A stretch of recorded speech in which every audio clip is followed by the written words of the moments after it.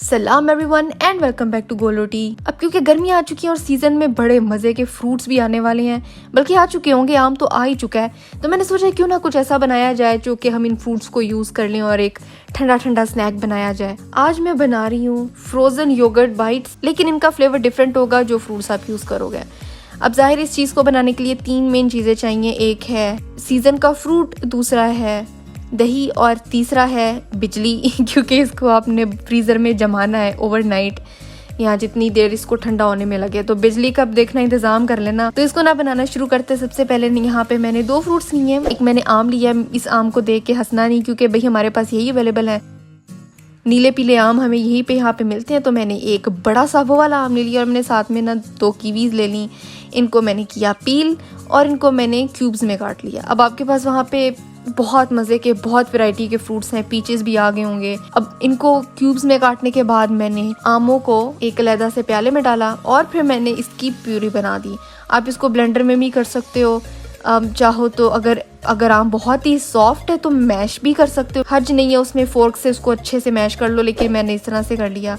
अब उसके बाद मैंने इसमें थोड़ा सा शहद डाला है, क्योंकि ये आम इतना मीठा नहीं था। जितना आपको मीठा चाहिए उतना इसमें शहद डालो और उसके बाद इसमें दही जाएगा एज रिक्वायर्ड। अगर आपको स्ट्रॉन्ग फ्लेवर पसंद है आम का तो इसमें थोड़ा सा, मतलब 2-3 टेबलस्पून दही डालो। मैंने 4 टेबलस्पून दही डाला था इसमें, ताकि अच्छा सा फ्लेवर आए ना दही का भी।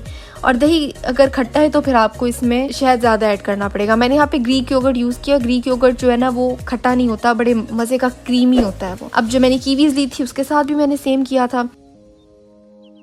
इसको भी मैंने अच्छे से प्यूरे बना लिया उसका, और उसके बाद इसमें मैंने अगेन डाल दिया शहद टू टेस्ट। और क्योंकि कीवी खट्टी थी मेरी, मीठी नहीं थी, तो मैंने इसमें ना हल्का सा नमक भी डाल दिया, जस्ट पिंच।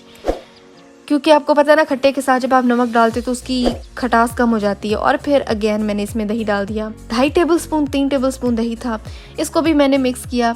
अब अच्छे से जब दोनों मिक्स हो गए, अब यहाँ तो आप इसको बोल में ही फ्रीज कर दो, या फिर आप इसके बाइट्स बना लो जैसे मैंने किया कि पार्चमेंट पेपर के ऊपर इसकी बारीक सी तह लगा देनी। और ये लेयर जितनी बारीक होगी ये उतना ही मज़े का, बहुत मज़े का बनेगा, खाने में आसानी रहेगी। तो इसको मैंने, इन दोनों को मैंने इस तरह से फ्रीज़र में रख दिया था ओवरनाइट, और दूसरे दिन ये अच्छे से फ्रीज़ हो चुके हुए थे। फिर इनको मैंने पीसेस में काट दिया। तो आप जितनी बारीक लेयर लगाएंगे उतना ही बेहतर होगा, and then you just snack on it. इस तरह से मैंने पीसेस काट लिए। देखिए कीवी वाला क्योंकि बारीक था तो इसके मुझे काटने में बहुत आसानी रही। तो ये है जी, इसको आप इसी तरह से सर्व करें और इसको खा लें। ठंडा ठंडा है, गर्मी में बहुत मज़ा देगा और फ्रूट्स भी यूज़ हो जाएंगे और दही भी जा रहा है तो हेल्दी भी बहुत है, इसमें गिल्ट भी कोई नहीं है। तो इसको ना आपने ज़रूर ट्राई करना है। और अगर आप इसी को उठा के, इसी फ्रोज़न को उठा के ब्लेंडर में डाल के ब्लेंड करोगे ना तो उसकी स्लशी भी बना सकते हो। बीच में मेरा ख्याल है थोड़ा पानी या दूध डाल के, आई डोंट नो, बहुत एक्सपेरिमेंट्स हो सकते हैं। इसी आम को उठा के ब्लेंडर में डालो, बीच में दूध डालो, मिल्क शेक बन जाएगा,